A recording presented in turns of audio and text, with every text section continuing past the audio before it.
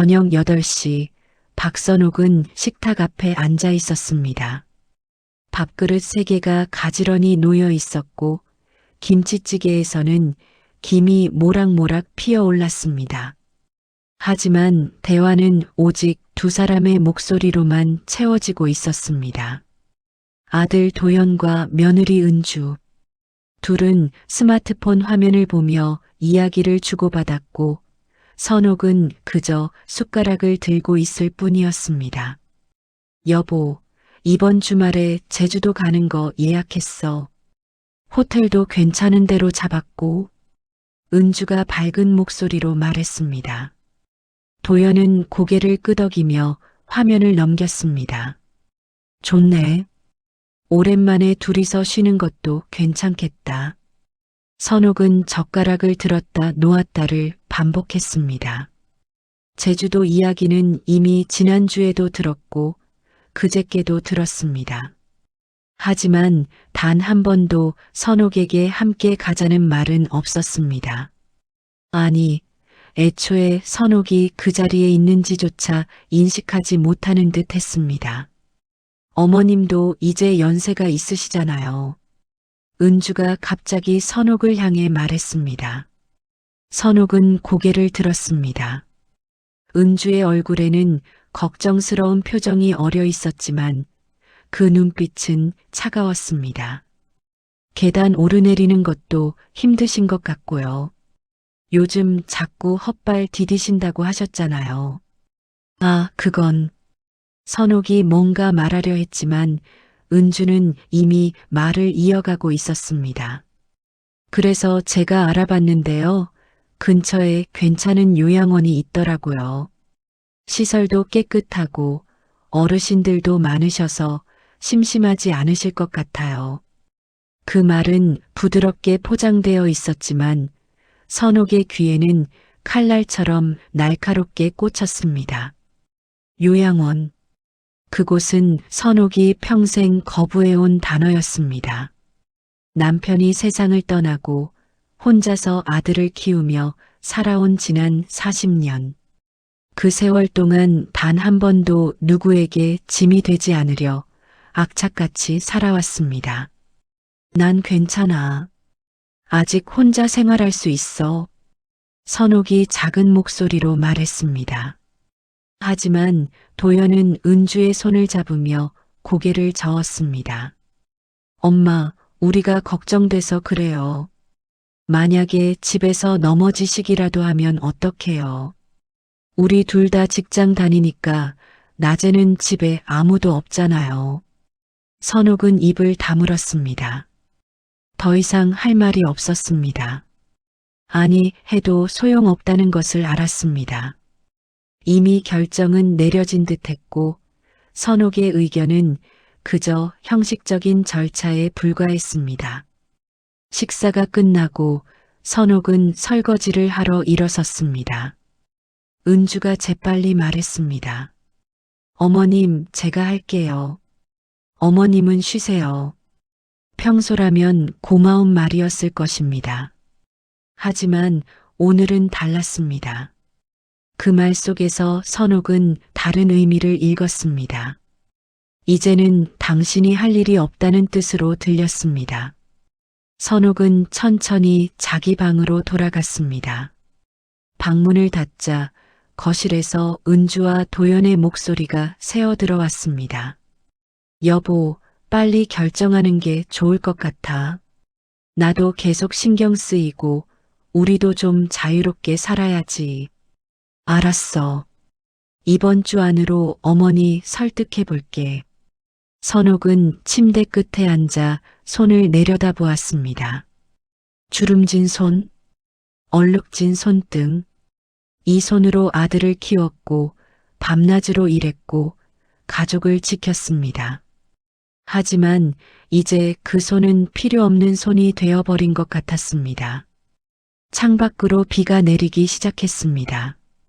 가을비였습니다. 찬바람이 창틈으로 스며들었고 선옥은 오래된 가디건을 여미며 생각했습니다. 언제부터였을까?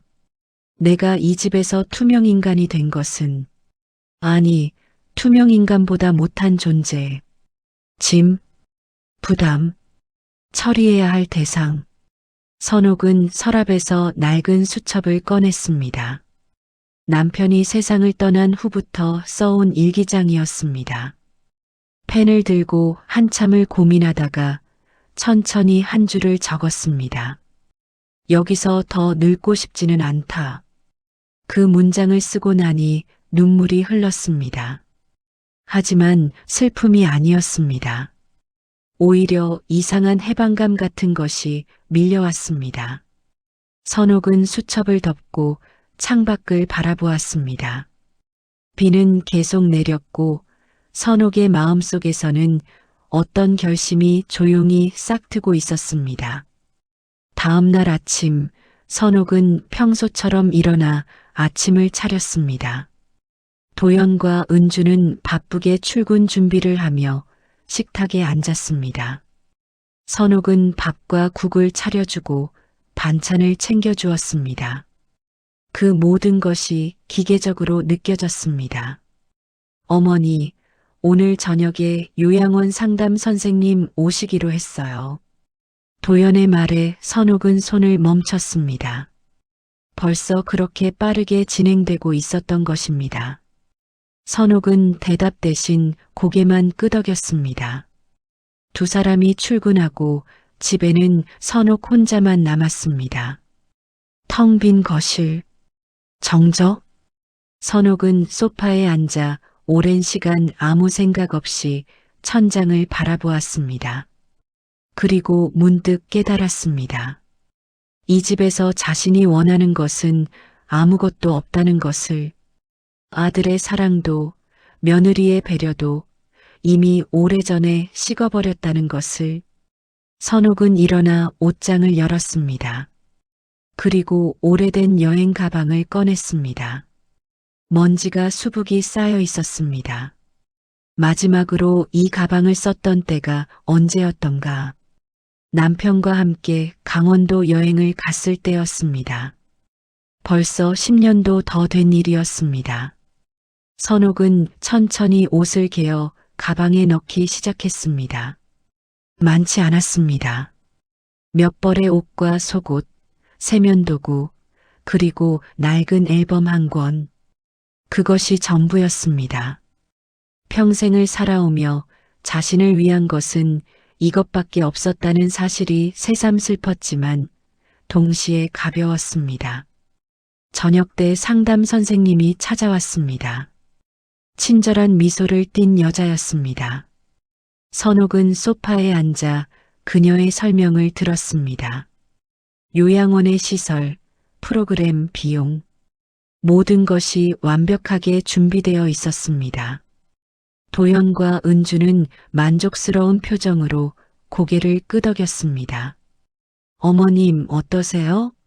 괜찮으시죠? 은주가 물었습니다. 선옥은 잠시 망설이다가 고개를 끄덕였습니다. 그리고 작게 말했습니다. 시간을 좀 주면 안 될까? 생각할 시간. 물론이죠, 어머님. 천천히 생각하세요. 상담 선생님이 떠나고 도연과 은주는 안도의 표정을 지었습니다. 그들은 이미 이 문제가 해결된 것처럼 행동했습니다. 선옥은 그 모습을 조용히 바라보다가 방으로 돌아갔습니다. 그날 밤 선옥은 다시 수첩을 펼쳤습니다. 그리고 또 한 줄을 적었습니다. 나를 위한 삶을 살고 싶다. 며칠이 지났습니다. 도연과 은주는 선옥이 요양원 입소를 받아들인 것으로 생각하고 있었습니다. 실제로 선옥은 아무 말도 하지 않았습니다. 거부하지도 동의하지도 않았습니다. 그저 조용히 시간을 보냈습니다. 어느 화요일 아침 선옥은 평소보다 일찍 일어났습니다. 도연과 은주가 출근한 후 선옥은 깔끔하게 옷을 차려입고 집을 나섰습니다. 목적지는 은행이었습니다. 예금 전부 해지하시겠다고요? 은행 직원이 놀란 표정으로 물었습니다. 선옥은 고개를 끄덕였습니다. 네, 전부요. 하지만 이 적금은 만기가 아직 석 달이나 남았는데요. 중도 해지하시면 이자를 못 받으시는데. 괜찮아요. 선옥의 목소리는 단호했습니다. 손은 떨렸지만 마음은 이미 결정을 끝낸 뒤였습니다. 통장에 있던 돈은 많지 않았습니다. 300만 원 정도. 하지만 선옥에게는 그것만으로도 충분했습니다. 은행을 나와 선옥은 버스를 탔습니다. 시내를 가로질러 오래된 시장 쪽으로 향했습니다. 그곳에는 선옥의 오랜 친구 미자가 살고 있었습니다. 미자는 남편과 사별한 후 혼자 작은 분식집을 운영하고 있었습니다. 선옥아, 웬일이야? 미자는 놀란 얼굴로 선옥을 맞이했습니다. 선옥은 잠시 망설이다가 입을 열었습니다. 미자야, 나 며칠만 내 집에 가도 될까? 미자는 선옥의 표정을 보더니 아무 말 없이 고개를 끄덕였습니다. 무슨 소리야? 당장 와. 여긴 내 자리도 있어. 그 말 한마디에 선옥의 어깨가 무너져 내렸습니다. 눈물이 쏟아졌습니다. 미자는 선옥을 안으며 등을 토닥였습니다. 괜찮아. 다 괜찮을 거야. 선옥은 미자의 집에 짐을 풀었습니다. 작은 방이었지만 따뜻했습니다. 미자는 저녁을 차려주고 소주 한 병을 꺼냈습니다. 이야기 안 해도 돼. 천천히 생각하고 내가 원할 때 말해. 미자의 배려가 선옥에게는 큰 위로가 되었습니다. 두 사람은 밤늦게까지 이야기를 나눴습니다. 젊은 시절 이야기, 남편들 이야기, 그리고 자식들 이야기. 선옥은 처음으로 자신의 속마음을 털어놓았습니다. 나는 짐이 되고 싶지 않았어. 평생 그렇게 살아왔는데 결국 짐이 됐구나 싶더라고. 선옥아, 너는 짐이 아니야. 내 아들이 모르는 거지. 미자의 말에 선옥은 쓴웃음을 지었습니다. 모르는 게 아니야. 그냥 신경 쓰기 싫은 거지.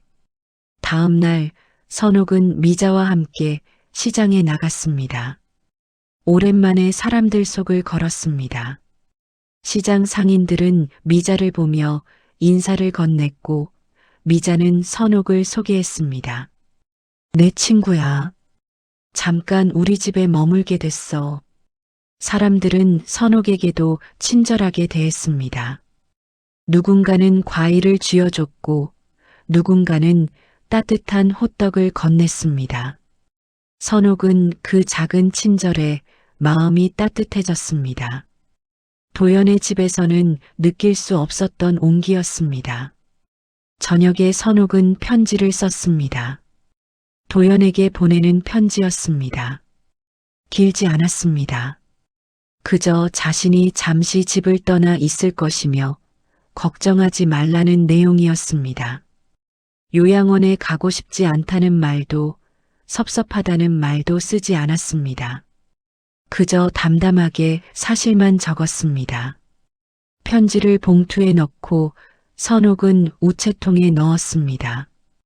그리고 깨달았습니다. 이제 돌아갈 곳이 없다는 것을, 아니, 돌아가고 싶은 곳이 없다는 것을. 하지만 이상하게도 두렵지 않았습니다.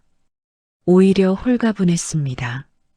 미자는 선옥에게 분식집 일을 도와달라고 했습니다. 선옥은 흔쾌히 받아들였습니다. 주방에서 떡볶이를 만들고 김밥을 싸고 손님들을 맞이했습니다. 몸은 고됐지만 마음은 가벼웠습니다. 누군가의 눈치를 보지 않아도 되고 짐이라는 소리를 듣지 않아도 되는 살. 그것만으로도 충분했습니다. 일주일이 지났습니다. 선옥의 핸드폰에는 도연의 전화가 여러 통 걸려 있었습니다. 하지만 선옥은 받지 않았습니다. 문자도 여러 개 와 있었습니다. 엄마, 어디 있어요? 걱정돼요. 엄마, 연락 좀 해요. 편지 받았어요.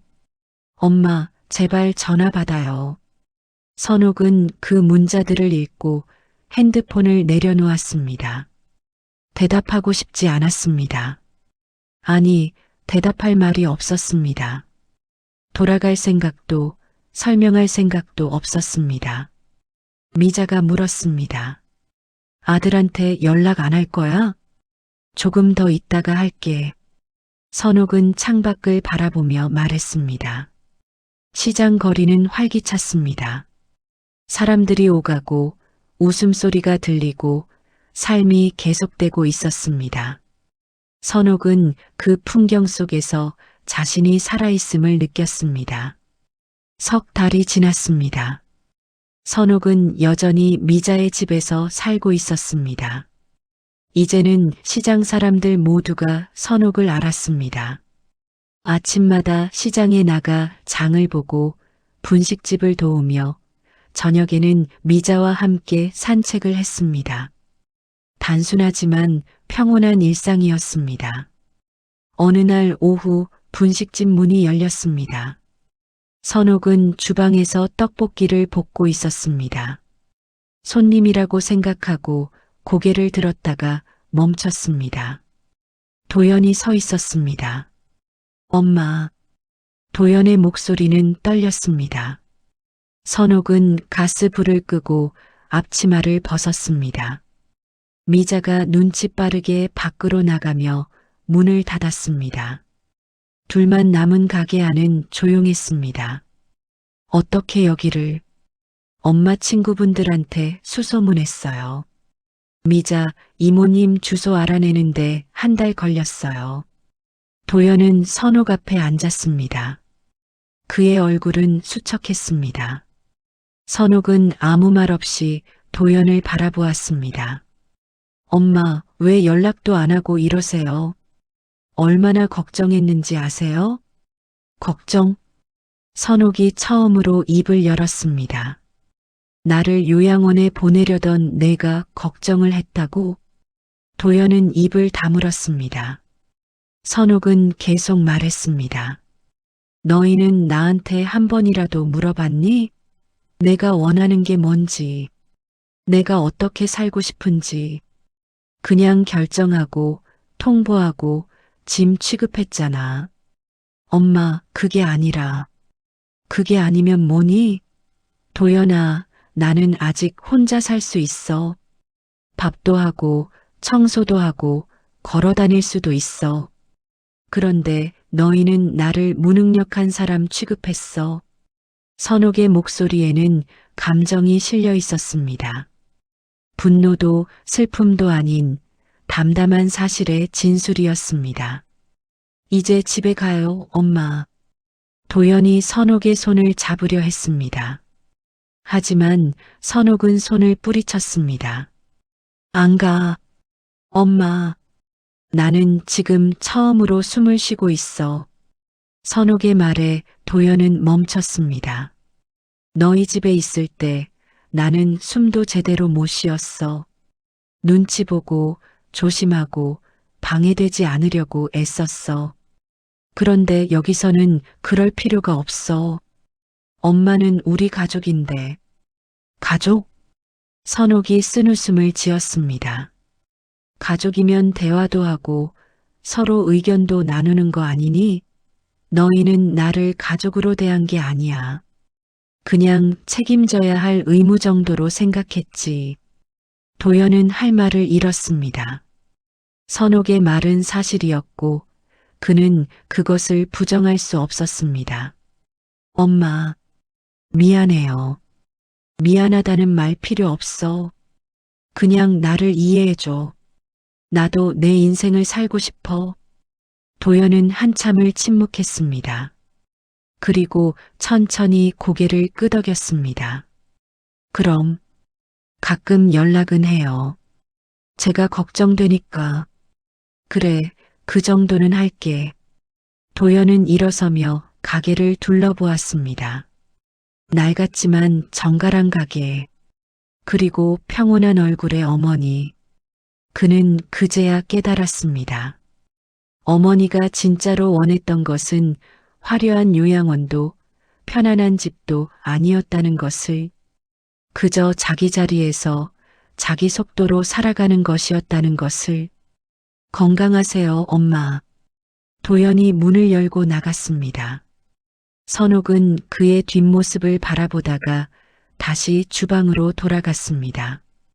떡볶이 냄비에는 아직도 김이 피어오르고 있었습니다. 그날 저녁 미자가 물었습니다. 아들 만났지? 괜찮아? 응, 괜찮아. 선옥은 창밖을 바라보며 말했습니다. 이제 시작인 것 같아. 진짜 내 인생. 미자는 선옥의 어깨를 토닥였습니다. 두 사람은 나란히 앉아 저녁을 먹었습니다. TV에서는 드라마가 흘러나왔고 밖에서는 시장의 소음이 들렸습니다. 평범하고 소박하고 하지만 선옥에게는 완벽한 저녁이었습니다. 몇 주 후 선옥은 도연에게 전화를 걸었습니다. 약속대로 안부 전화였습니다. 도연은 반가워하며 근황을 물었고 선옥은 담담하게 대답했습니다. 대화는 길지 않았지만 예전보다 편안했습니다. 서로에게 기대하지 않게 되니 오히려 관계가 나아진 것 같았습니다. 계절이 바뀌었습니다. 추운 겨울이 지나고 봄이 왔습니다. 시장에는 봄나물이 나왔고 사람들은 더 활기차게 움직였습니다. 선옥도 미자와 함께 시장을 돌아다니며 봄을 맞이했습니다. 어느 날 선옥은 공원 벤치에 앉아 하늘을 바라보았습니다. 맑은 봄 하늘이었습니다. 그리고 생각했습니다. 인생은 끝난 것이 아니라 새로 시작하는 것이라고. 나이는 숫자일 뿐이고 진짜 중요한 것은 자기 자신으로 살아가는 것이라고. 박선옥의 인생은 그제야 자리를 찾았습니다.